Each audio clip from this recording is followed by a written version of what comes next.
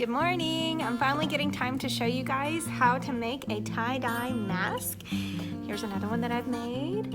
Okay, so I'm going to tell you what supplies you need so you can go gather them, and then you can pause it, and then I'll show you how to do it. So you're going to need a white cotton mask, and then a few Sharpies, and I would go ahead and test them and make sure they're all working Sharpies, because that's a common problem I have. So make sure that you find ones that are actually working. I got some neon colors because I think neon's really fun. You're also going to need some rubbing alcohol. I did try this with hand sanitizer. It doesn't work as well. So I would go ahead and get yourself some actual rubbing alcohol. I also have my rubbing alcohol poured into a little cup, and I'm using a pipette, which is just a little squeezy tool that you use to suck up liquids. You can also put it in a squirt bottle, so you can squirt it onto your mask, but either way, whatever supplies you have, either one will work. So go ahead and gather your supplies. I'm gonna flip the camera around so that you can see what I'm gonna make. Okay, so we are going to get started, and what I would suggest that you do is go ahead and maybe look up some tie-dye patterns to see which one you like the best, so that you have an idea before you just start coloring on your mask. When you're choosing colors, think about colors that will blend well together, because as I tell my students, if you put two colors together, say for instance purple and orange, those are not two colors that will blend well once they mix together, because these colors are going to mix, okay? So you want to actually choose colors that will blend well together whenever they are mixed together with the alcohol. So be very careful with your color choices because of that aspect. So I am going to start, and I believe I am going to make a heart tie-dye.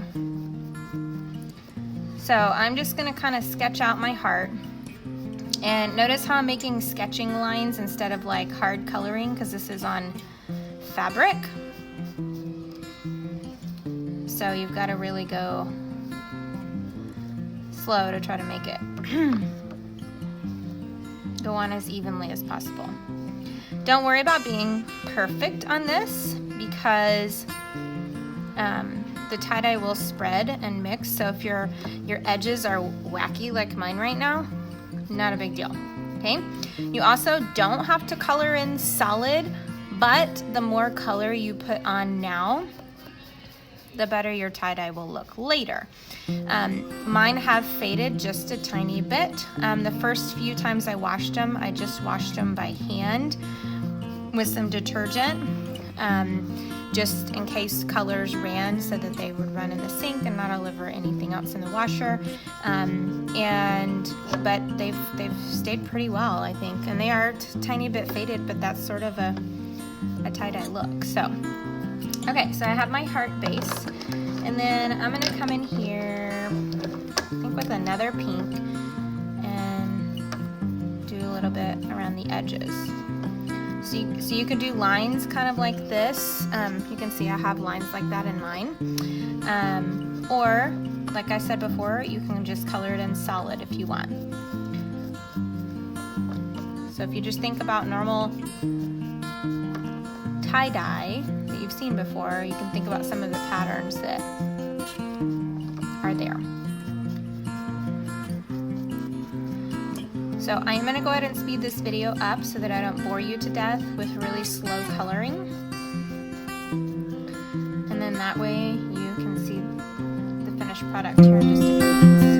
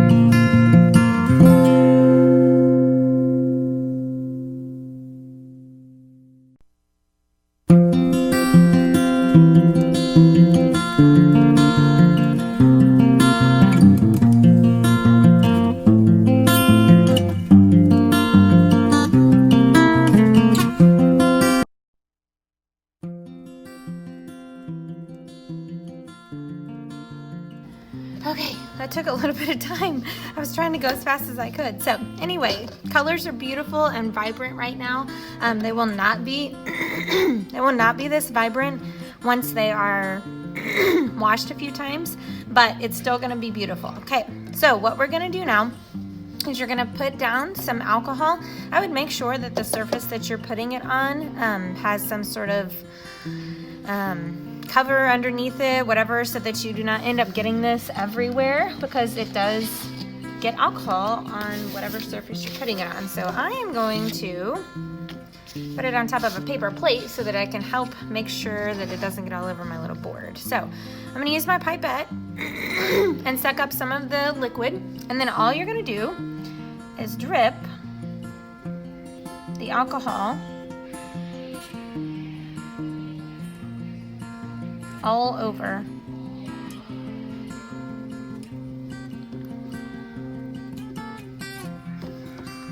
And you'll start to see it spread.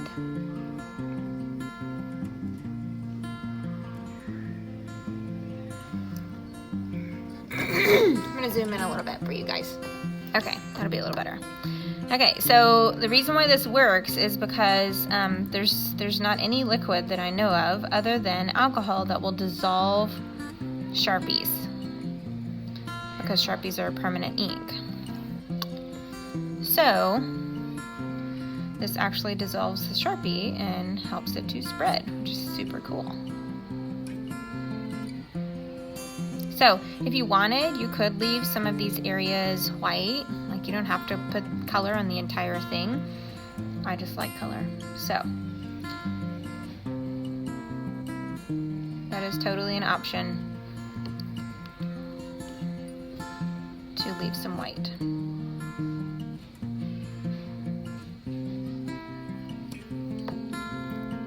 But you want to cover your entire mask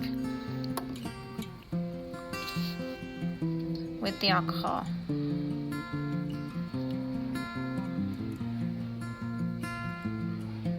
To me, it's easier using a dropper like this. I used a squirt bottle at home, and the squirt bottle took a little longer to get it all over. This just seems faster in my opinion, and a little bit more controlled. So if you have one of these, it would be better, but if you don't, it's totally okay. You can totally use just a squirt bottle.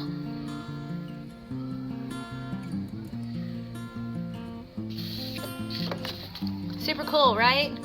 It's starting to kind of mix together and blend together, and the more it sits here, the more it's going to blend together to create that really cool tie-dye effect, okay? Okay, so at this point, ooh, it's really strong. At this point, your mask is really smelly. If you have a sunny day, it's good to put it out in the sun and let it just air dry, but you definitely want to just let it air dry completely.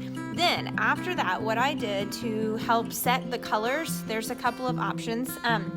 You can heat set it. in the dryer. I put mine in a hot dryer for 15 minutes and just let it dry.